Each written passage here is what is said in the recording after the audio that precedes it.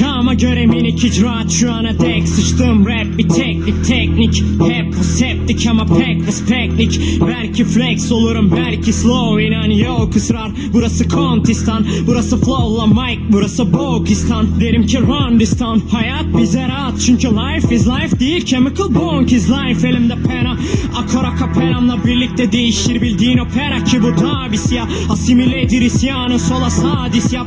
Bense basit yazarım fasimila silah. Desem de dinlenir deyince dubidarira. Çünkü dünkü kafiyem bugünkü kafiye. Hüzünlü ünlü sümüklününkinden bariz farklı. Güllü sümbüllü dürzülerden bin kat daha ruhani bu. Ve su misali bu. Bu yüzden Seferoğlu supi değil sahiru. Ne yeniçeri ne vezir ne tosun paşa ne yaver. Dağılın hayda ve bırak kafirun örün dantel. Popunuz kartken hip hopunuzdan koptunuz zaten. Şimdi topunuz anten ispaten.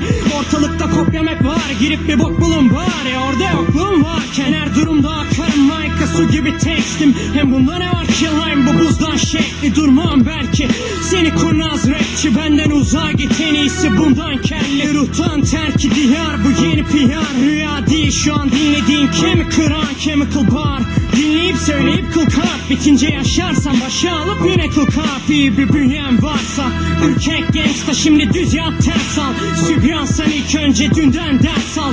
Dünya sikik zaten anlatma dikdörtgen üçgen ters saç hadi tüket. Ben sadece ceket ülkemden geri dur doğru İtalyano veret. Ya da çağır olimpelle kal kaç börek. Sikik bir parça yapıp bir çuval mal boket. Diyeceksin bu şekilde eleştiri çelişki değil mi? Bu dediğin çelişkiler ülkesinde hiç sikimde değil. Çünkü nedense bilincinizde Güney Shakespeare Olşit'inde bir Alex değildir maalesef ki.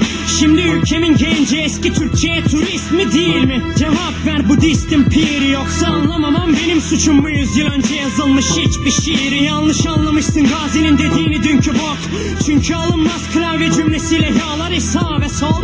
Utanma dünlerinden o yalnızca modernleş demiş mi kültüründen al. Dizilerle sert Kenan Evren'le pert rock'la satanist olursun arabeskle cash.